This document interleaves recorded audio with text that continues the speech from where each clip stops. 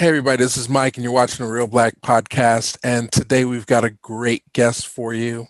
Dr. Yvonne Thornton. Yvonne S. Thornton is the author of two memoirs, The Ditchdigger's Daughters, which was turned into a feature film, and Something to Prove, which is covers the latter aspects of her life as one of the first obstetricians to be registered. And I just love your book. Thank you. And I just invite you right now to let people know more about yourself and about the books. Well, the book actually, the impetus was from my mother. I mean, I'm not a writer. I'm a surgeon, a obstetrician, pelvic surgeon, OBGYN. And my mom wanted a book. I was seeing patients one day as a resident. And she said, "Oh, wouldn't it be nice to have a book in the library?" I said, "Mom, I'm on call. I'm delivering babies. I'm hanging blood. I don't have time for a book." She goes, "Oh, well, it would be nice just to let people know that, you little nappy-headed kids from the projects, you turned into something. It would be nice to have a book in the library." Now, she didn't say Barnes and Noble, in those days, Doubleday or whatever. She said in the library. So I, as respectful as I was, I said, "Okay, Mom, okay, fine." She said, I've written some notes about when your dad and I met. And I said, "Oh, great, Mom. You know how you just try to placate your parents, but you have things to do, right?" So, and that was the conversation. It was just one conversation. And within 6 months, Mike, she died. She died at age 61 very quickly of Graves' disease. And that was January 8th, 1977. So all of a sudden it hits you like, oh my God, my mom's gone. What could I have done? What is it that and I couldn't until it said she wanted to write a book. And from that time on, from January 8th, when her death, until March 14th, 1995, it took me almost 18 years to get this book published, but I got it published. Amen. And the first time that it was, our story was known was when I called the New York Times. A lady had did an article on women in OBGYN back in the 70s. There weren't too many women being OBGYN specialists back in the 70s. 95% of all OBGYNs were men back in the 70s. So I was training under a majority of men. So the New York Times had an article saying, "Oh, women are coming in. They're on the forefront." And I was part featured in that article. So I called the person who wrote the article, Georgia DeLea, and she says, "Well, I don't write books. I'm a journalist." And for me, I don't know the difference between a journalist and somebody who writes books. But she was offended that I should say that, oh my God, she's a journalist and not a book writer. But she said, "Well, maybe I could put your story in the New York Times because it sounds very interesting. And then you can have someone who does write books to help you." Right. And that's how it started. Right. But I think it's an extraordinary story. I mean, worthy of a book that stayed in print for since 1995 and turned into a award-winning TV movie. I want it to be a Broadway musical. That's what I really want. So if any of your viewers are out there, know some producers that are on Broadway, contact me or contact Mike, period. Okay. Okay, from your lips to God's ears. Amen. Let's make that one happen. But you literally are a ditchdigger's daughter. I am. I'm proud of it. One of 6. Yes. Well, it's only 6 because they tried to have a son. They kept trying. They kept trying. They didn't get that son to carry on the name. And my mom said after 6, well, the only son you're going to see is the one rising up in the morning because I've had it. But wait, how many went on to become doctors? Well, the majority of us went on to become doctors. My oldest sister, she had 2 years of college, and she told my dad, "I want an MRS. I don't want a BS." And my father said, "What? What is that?" "I want to be Mrs. I want to be married. I want to have a family." She said, you can do that, but you need to get educated. You need to educate. That That was the firstborn, the Donna. And she was married, but was married for 25 years. Unfortunately, she passed away at age of 45, really, really, really young. And the marriage did last until her death. And she was a court stenographer. But that wasn't a doctor. You see what I'm saying? That was but daddy. Oh, that's nice. That's nice. But there ain't no doctor. Okay. So the second one up, I'm the third in this. I'm the third. Okay. The third one. The third, there's 5 natural daughters. And my mother and dad adopted another one, a foster sister, Betty. So they raised 6 girls. Okay. So of the natural, I'm in right smack dab in the middle. So the next one up was our foster daughter, our foster sister, Betty. And she became a nurse. And daddy said, well, I didn't have enough. She wasn't in the family long enough for me to get into her mind so she can become a doctor. So, okay, nurse is all right. Okay, so that's 2 down, right? So Jeanette comes. Jeanette is the second natural born. And we all went to Monmouth College in West Long Branch, New Jersey, Monmouth University now. And organic chemistry got to my second sister. And she goes, oh, hell no, I'm not. No, organic chemistry, daddy. I know this is your dream, not my dream.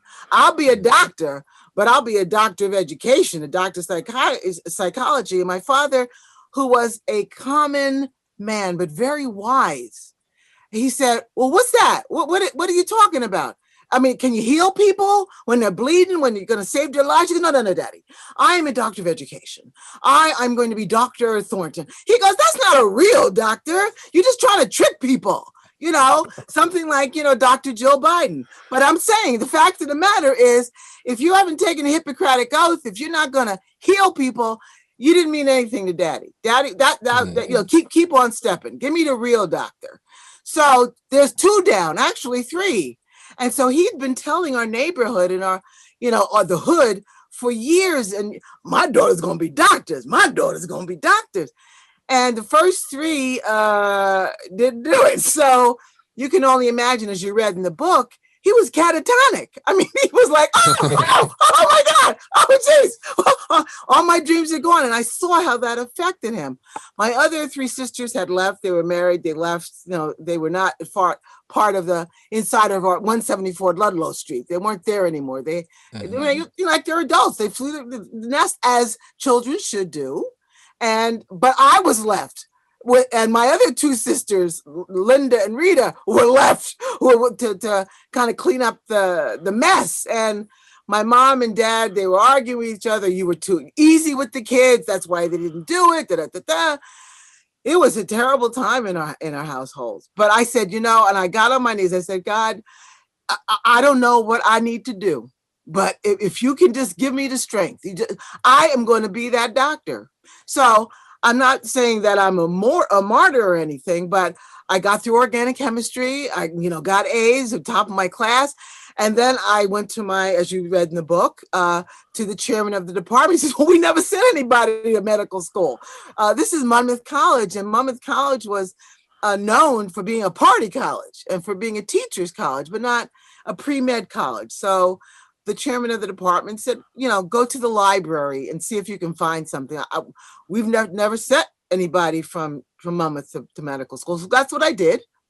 And I went to the library, went to medical schools, the names, and I saw one name. There was Yale Medical, Harvard Medical, Cornell, whatever it is. Cornell was like an Ithaca, so I thought, but I was wrong. And then there was Columbia University, College of Physicians and Surgeons. Oh, I love that name. Oh my God, that was a great name. So I applied to like 13 of these medical schools, and I said, Daddy, I need an application fee. And he said, for what? And my family nickname is Cookie. Cookie, what you need? Because I'm trying to apply to medical school. Well, let me tell you, the guy was another man. Oh, anything you want. I'll get an extra job. I'll do this, whatever you need, the application fees, I'll do it. So I applied to 13 medical schools, and I got into 13 medical schools. And that was 1967, 68. Wow. And so when the acceptance letter came from Columbia, I was just excited. And the whole tenor changed in our household. It was a wonderful time. Education focus, determination. Those are the touchstones for success, according to your father in Yes. the book, And my um, mother, and my your mother. mother, my mother, she was low key. In those days, women did not have a voice as we have today. They're Mrs. Rodney Harrington, but either her name was Miss Betty Norton, but when she got married to Rodney Harrington, she lost everything. She was in a, witness protection program, Mrs. Rodney Harrington. So she ain't got nothing anymore. She's an appendage. But my mother loved education. She revered education. My dad, well, he's a high school dropout. What did he know? But he loved my mom. And she's Donald, we got to get these kids. If you want a doctor, we need to get them educated. And she would knock on my door, a bedroom door at 3 or 4 o'clock in the morning with some hot chocolate and say, I knew you said you had to get up to start, studying for your organic chemistry. So, wake up and if you need something, I'll be downstairs to get you some hot chocolate. This is my mother. Who would do that? So I spent 4 extra years at home. I mean, I went to Monmouth University, but I was, stayed at home. But with regard, because Monmouth University was in West Long Branch, New Jersey, and we lived in Long Branch. So we didn't have any dorms. I mean, I didn't go to any dorms. I just, was home. Right, in a house that your father built. Yes. Brick by brick. My father and my mother built. I keep saying my father and my mother, even though we're the Ditchdigger's daughters. I am the product of 2 strong-willed people, focused. Well, speak to that, because that's really what we want to get to the key. We've got Father's Day coming up, and fathers don't get all the credit, so that's one of the reasons why this is good timing. But the importance, and there's so many things in the book that touched me just reading it, because I was raised by my grandparents, and my grandmother, she raised me and my cousin, and she would say, all right, this is Michael. Whenever we'd be in the supermarket, she'd introduce us. This is Michael. He's going to be a doctor. And this is Jimmy. He's going to be a lawyer. Mm-hmm. And, those high expectations that your parents might have for you long before it's even a thought in your own mind carry a lot of weight. Sounds like a little bit of codependency on your side, but they did. No, well, other people can view it as such, but as children, we are dependent on our parents or the people who raise us, period. We don't have jobs as kids. I mean, we have chores. We don't have to get out and go into the workplace. We are dependent on our parents. But I'm saying in a positive way that pressure, that pressure turned into drive for you. Absolutely. Absolutely. I mean, there's not, and then there was competition between my sisters and I. I think Barry Gordy said competition breeds champions, and that was the whole idea. Is that okay? You did this. That's why we had the all girls band. I mean, if Donnie had tenor sax, I can play something. If Jeanette can play guitar, my sister can beat on some drums. So that was the friendly. Because my parents didn't allow us to hit each other or be disrespectful to each other. It was nothing comes in the circle, nothing goes out of the circle. We are here for each other. Even our relatives, my parents' brothers and sisters, my aunts and uncles, they didn't like us or come around or support us because we were too dark-skinned. We were not light-skinned chicks. We were not like Beyonce. We were not like, Halle Berry. We were dark-skinned people like Whoopi Goldberg. I mean, and so you don't see too many dark-skinned women being successful. You just don't. So my father, and that's why the book opens. You're ugly. Get over it. Let's do something else. We're going to have to make you succeed on another path, and that is education. Focus. What does that mean? Focus is putting everything else secondary and just making sure that one dream, that one wish is at the forefront all the time, despite the naysayers, and there will be naysayers, despite anyone who is not in alignment with what you want, that has to fall by the wayside.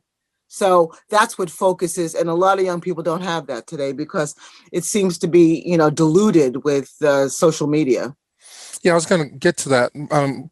Before we jump to that, which determination also was the third touchstone.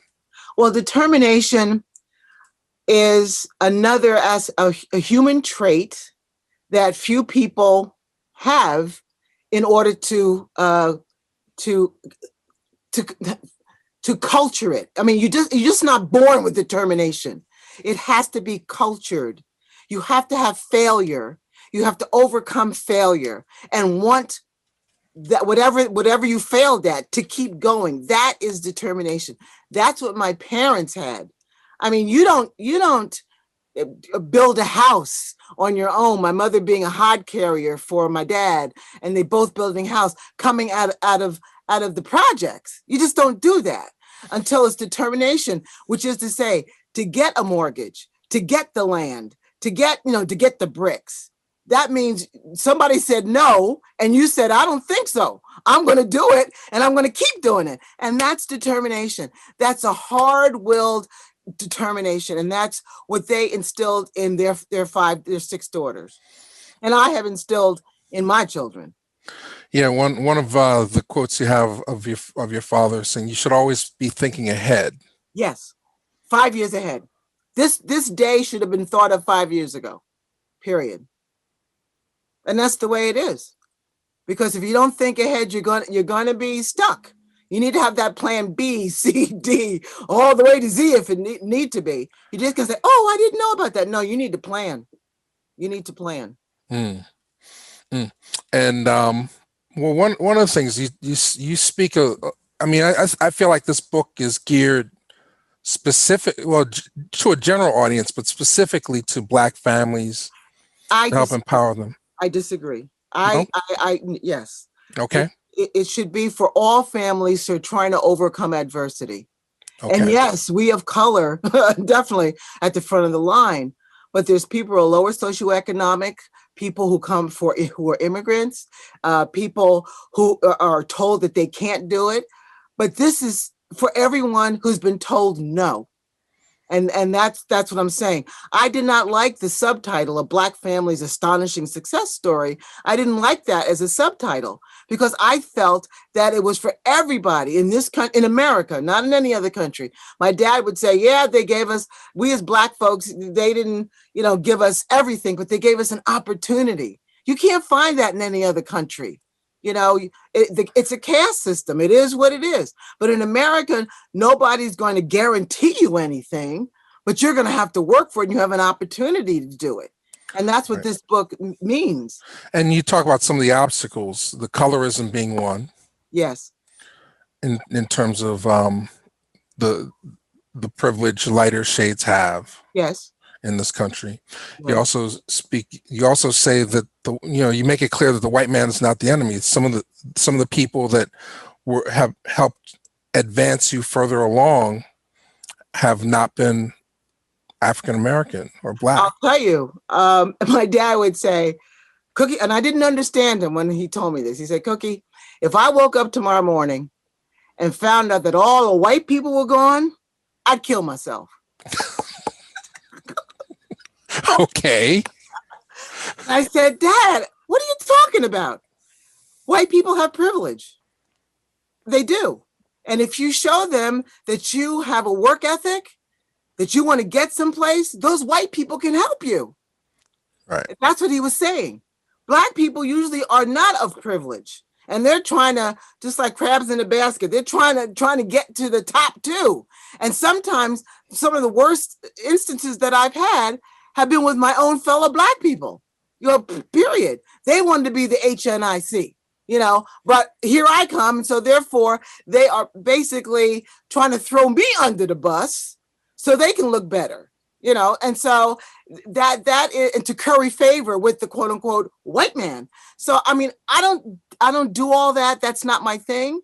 My mom and my dad would always say the antidote to racism, sexism, they didn't have these words, of course. Racism, sexism, misogynism, nepotism is excellence. Excellence. Excellence will take you anywhere you want to go. Now, we want you to be doctors, and they may not want for you to be doctors, and they might not come to you because you're a Black doctor. But if you're the best Black doctor, they may not want to come to you, but they'll have to come to you because you're the best. And that's what I've tried to be. That's why I'm the first Black woman in this country to be board certified in maternal fetal medicine, because I believe that my parents were correct. You have to be the best. Preach. Amen. Preach. Um, Another reason you're in this all-girl band, Yes. which performed on the Ted Mack Amateur Oh, Hour. do you have a clip? I thought you'd be having a clip at least. No Well, clip. I guess we just showed a clip.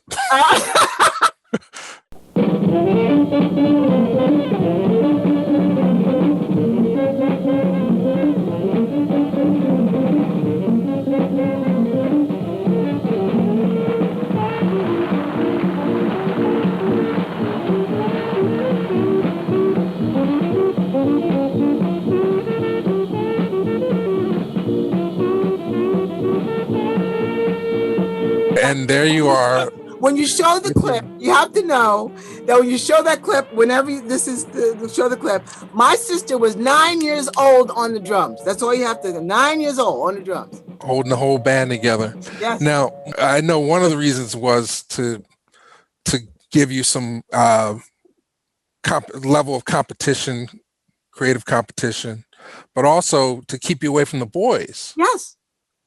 Of course. That was part of the strategy. You know, you got to keep kids busy. I mean, with something substantive, period. Now, with my children, I was not going to have 5 kids just so I could have a band. Now, my husband and I have 2 children, and it was hard, but I remember the concept. Keep them busy. You got to keep them busy. So, but that's something to prove. But in the Ditchdigger's Daughters is that music. It was music. And it was something that my parents obviously could not afford, did not think of, but it was my sister, the one who became a course stenographer, who wanted to get married. She was the one that said, "Daddy, what is this?" And it was from a box of Cracker Jack.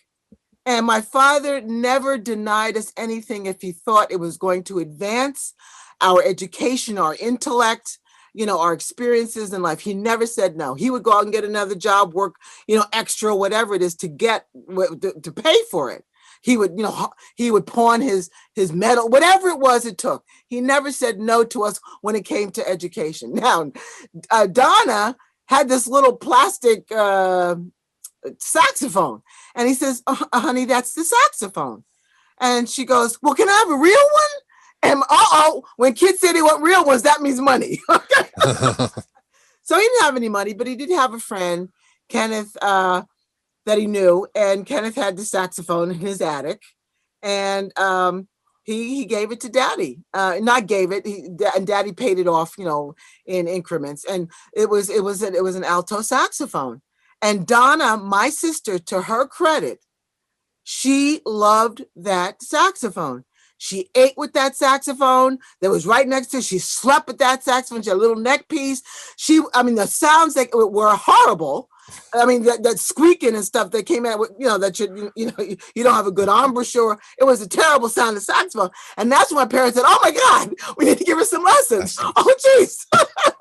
So that's when the school teacher, Mr. Winthrop, was said that he would give lessons for $1 or $2. I don't, a lesson. My parents said, "Okay, so that's more money." I mean, how many you have to give up the money? I mean, that's why kids are expensive.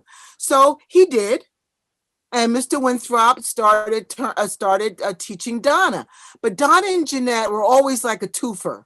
Donna and Jeanette, because we're baby boomers. They're only 2 years apart, basically. And 1944, they were a year apart, basically 44 and 45. So, and I'm 47.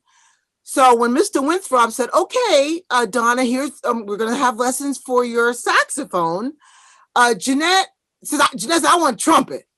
So he gave her the trumpet, and Jeanette put the trumpet to her lips, spat all over Mr. Winthrop. I mean, just like spat all, and he took this is according to Mommy, because she went with him. And Mr. Winthrop took the trumpet from Jeanette and said, "No. You have long, thin fingers. Why don't you play the guitar?" Okay. So it was Donna and Jeanette, Donna on the alto saxophone, Jeanette on the guitar with their music lessons. Mommy went with us all the time. She was like Madame Defarge in the Tale of Two Cities. She would just sit there and listen to what Mr. Winthrop told Donna and Jeanette. And when we got home, kids go like, I ain't practicing. My mom said, your father and I spent too much money on this. Now, didn't Mr. Winthrop say you had to have this scale? Didn't Mr. Winthrop say you had to have this? And so consequently, they started to learn well, and they started to learn music and to read music. And after a couple years, my oldest sister said, I don't want the alto. I want a tenor saxophone. That's a deeper sounding, tenor saxophone. So my father said, great, I can pawn the alto and get the tenor saxophone for Donna. That's when I came into being. That's when I came. And so I saw my sisters getting all the attention. And I'm saying, I want to be on this. So when Daddy was about to pawn the alto saxophone for the tenor, I said, Daddy, can I try it? And I was only about 5 or 6 years of age. He said, Spooky, you can't even breathe, much less play a saxophone. I can do it. So he braced the saxophone on a chair, and I went up to the saxophone, and I knew that this was my one and only chance to convince my dad. So I blew all the air into the saxophone, and I had cerebral anoxia. I mean, I just passed out, boom, right on the floor. And when I woke up, my mom said, oh, Donald, if she wants it that bad, just give her the saxophone. So that's why it became 3 of us, Donna on tenor, I'm on alto, and Jeanette on guitar. And you fulfilled, I don't know if this is in the book, you fulfilled your mother's dream of performing at the Apollo. That's right. It is in the book. And she and my sister were, she and my aunt, her sister, Aunt Ellie, in 1934, went to the Apollo. And so now, but remember, we only have 2 saxophones and a guitar. Now, all of a sudden, music started to go through the household. Competition. Okay, you can do this. I can do that. So my dad was a civilian at Fort Monmouth, and that's where the 389th Army Band was stationed. And he asked one of the fellows, could you come over and teach my daughters? And he said, sure. So he came over. And he said, Mr. Thornton, you only have 3 instruments, and it's guitar and 2. You need to have rhythm. You need to have some rhythm in order to have a quartet. So my dad looked around and said, get Linda. She beats up on stuff. She likes to beat up on things. So Linda became the drummer. So we became the Thornettes. Wow. Well, I know we're on limited time. I could talk to you forever. Oh, thank you. But I know making this relevant to people, I really encourage people to buy the book, either listen to the audio version or not have to buy the book, Mike. It's in the library. That's what my mom said. I know people have, discretionary funds to buy books, but for those who don't, it's in the library. Fulfill that dream. Mm-hmm. So what final words of advice can you give to people this Mother's Day, Father's Day coming up in terms of parenting, success? We all have all these way more distractions now than ever. Yes. And certainly appreciate your time and appreciate people watching, taking the time to watch this all the way through. Final thoughts. Final thoughts are, as my dad would say, never give up. Never, never give up. If the front door is closed to you, go around to the back. If the back door's locked, go to the side of the house, see if they got a window open to get in. If that's closed, jump up on a roof, see if you can get in through the chimney. But never, ever, ever give up. And I would say, for those that are religious, honor thy mother and thy father. It's very difficult to do that these days, but honor thy mother and thy father. And another interviewer had asked me, what is your secret to success, Dr. Thornton? Not your parents. Now, what is your secret to success? And I say, having married a wonderful man. I never thought I'd get married because I was too smart. They didn't like dark-skinned women. I've been married to my husband almost for 47 years. And we have 2 lovely children. They're both physicians. I told them, if you want to eat, you got to have that MD behind your name. Okay. So they're both physicians. Their undergrad was Harvard and Stanford. And what is the secret to my success? Doing what you don't want to do when you don't want to do it. That's it. I appreciate you taking time out of your schedule to hang out with us on the Reelblack podcast.